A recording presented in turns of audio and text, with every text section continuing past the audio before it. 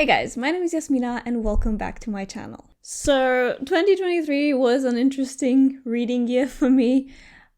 It started off really slow. I was in a bit of a reading slump, honestly, for the majority of the beginning of the year. And then at some point around summertime, I started reading a lot more and I still almost made my goal. I read about 35 or 36 books, but most of that was in the second half of the year. And it was generally a strange reading year. I didn't get to read a lot of the things that I would have wanted to read if you would have asked me in the beginning. However, still, I have read some new favorites, and so today I want to talk to you about the best books that I read in 2023. These will not be in any particular order because I don't particularly want to order them by which one I like best. I think these are all great books and I would definitely recommend them to you guys. However, I will do a honorable mention or two. Okay, starting off with an honorable mention, and that is Heartstopper Volume 5 by Alice Oseman. This is, like I mentioned, the 5th installment in the Heartstopper series, and it just came out at the end of December. So it just narrowly made my 2023 reading list, but I really love this series, and I'm only putting it in honorable mentions because it's a graphic novel. So, you know, there's not that much text to it, and I read it very, very quickly. I actually thought this was the final, and afterwards I read that it was supposed to be the final installment, but Alice Oseman decided to have another book in the series. So volume 6 will now be the final volume in the series. But I would definitely recommend this if you haven't read it already, or if you haven't watched the Netflix adaptation. That's also really good. It's a young adult contemporary about two boys who fall in love, and it's really good, and this volume was also really good and I think really important. And my second honorable mention is the 10-year record of BTS called Beyond the Story. I'm putting this in honorable mentions because while it's definitely one of my favorite books of the year, it's definitely something that is only relevant if you're an actual fan of BTS, but I loved it. And this actually was one of the books that got me out of that reading slump that I was in, because it came out around summer, around the 10th anniversary of their debut, and I read it right as it came out. And then after that, I just got my vibe back of reading, and then I started reading a lot more. So, all right, so now moving on to the not ordered top 10 best books that I read in 2023. Let's start out with Piranesi by Susanna Clarke. This is quite a short book, but I don't know what it was about it, but it was so immersive. From the first page, I really enjoyed the writing style, and I'm not sure how to describe this story. This is supposed to be a fantasy, but honestly, I would put this more in magical realism / detective story, but it's such a hard book to really pinpoint to an actual genre. It's a strange book. I'll just put it out there. It's a strange book. If you've read it, you know what I mean. If you haven't read it, I don't want to say too much because I genuinely think this is one of those books that you just have to open up without knowing too much beforehand and just enjoy. I love the main character we're following, and I just love the passion that the main character writes with. It's basically written in these journal entries that the main character writes for himself, discovering the strange world in which he lives in and discovering the mystery behind how he got there and what this world actually is. I think that's all I'll say. Then I have another small book, which is technically a reread, but this is The Narrow Road Between Desires by Patrick Rothfuss. So this was a 2023 release. It came out in November, but it's technically a re-release of a short story that I've read years and years back when it was called The Lightning Tree, and it was part of an anthology called Rogues. But I read that short story and I loved it. As you know, The Name of the Wind and The Kingkill Chronicles is one of my favorite series, if not my favorite series, but at this point it's been so long without anything in the series that I struggle to see it as my favorite anymore, but it's still definitely up there. So this is a novella that is set in the world of the Kingkill Chronicles. You probably have to read both at least the name of the wind, I think, to actually get enough context for this. Disregarding everything else around the author right now and what's going on with that, I definitely wanted to pick this up because I did enjoy the short story when I read it, and this is a expanded version of that, so he re-edited it and added a lot more words to it. I think he said he added like 20,000 more words. I just really love his writing. And I loved reading a little bit again about these characters that I love so much from the series that may or may not ever be completed. Next up we have The Sword of Kaigen. This is also a book that I read towards the end of the year because I figured it was going to be a good winter read, and I was right. It was perfect for the winter. Now, I'm actually a bit ashamed because I received this book from the author many years ago, and it's been sitting on my shelf and I've been wanting to pick it up, but I just didn't because I'm a terrible mood reader and I just read whatever I feel like in the moment. I'm not very good with TBRs, so even though I want to read it, it has to be like the perfect, moment. It felt like the right moment, and I think I was right because I love this. Honestly, none of these are really ordered, but if I were to pick one book from all the books that I'm going to talk about in this video that is like my top favorite of the year, I would say it's this one. So The Sword of Kaigen is a self-published epic fantasy that is unlike any fantasy story I've read before. Honestly, the structure of the story is a bit different than what I'm used to, and as I was reading it, I noted that it wasn't really developing in the direction that I assumed it would develop, but afterwards I read that that's because, again, the author intended for this to be a novella, but then added to it, so took that initial novella into a different direction. So that explains the weird structure. It has, honestly, one of the best battle scenes I've ever read, and definitely the best duel scene I've ever read in my life. Like, that duel scene will forever be stuck in my head. Like, there's no going back from that. It was just too good.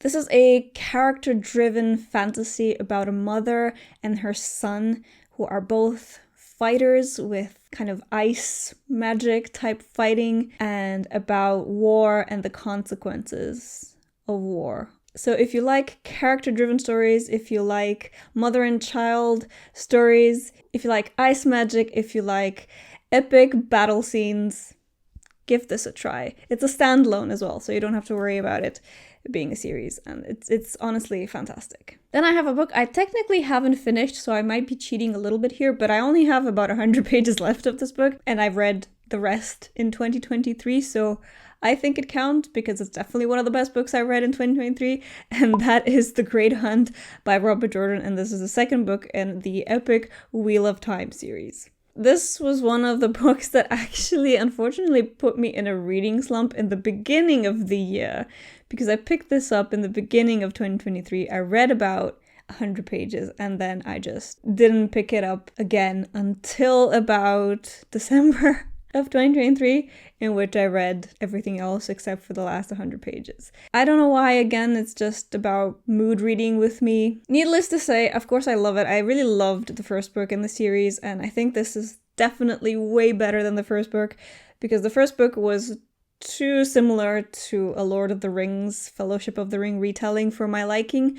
However, I still really enjoyed the characters, and I actually have a reading vlog and review of the first book in the Wheel of Time, which I will link up here and down in the description if you're interested in hearing my opinion about it, because I can't really go into too many details on the second book because there will be spoilers. I'm really enjoying this series, and I'm definitely going to continue on this year in 2024 with the third book as well. Then I have 3 little Japanese/Korean books. I'm just gonna hold them up like this as a trio because I think they look super nice all together. And I really enjoyed all 3 of them. So let's start with Convenience Store Woman by Sayaka Murata. This was a strange little book about this 30-something woman who has only ever worked one job at a convenience store, but this job is everything to her. She lives and breathes this convenience store job, and one day something happens and she is forced to leave this job, and she doesn't know what to do with herself. And it's kind of the story of her figuring out who she is, why she was so attached to this convenience store, and who she is without the convenience store in her life. It's very strange, but really, really good, and I would definitely recommend it. Next up is a translated Korean book called I Want to Die, But I Want to Eat Tteokbokki by Baek Se-hee. This is a non-fiction book, actually, about the author. She went to therapy and she recorded her therapy sessions and then wrote a book about her therapy sessions, essentially. And it's this kind of conversation between her and her therapist. And it deals with a lot of topics of depression and anxiety, and again, adulting and how hard that is sometimes. And I think some of it definitely resonated with me, which is probably why I enjoyed it. But it was a really nice, enjoyable, quick read. And this title is probably one of my favorite titles of a book I've ever come across. So that gets extra points as well. And then the last little book I have is Before the Coffee Gets Cold by Toshikazu Kawaguchi. And I'm pretty sure you've heard about this. I think it's pretty popular.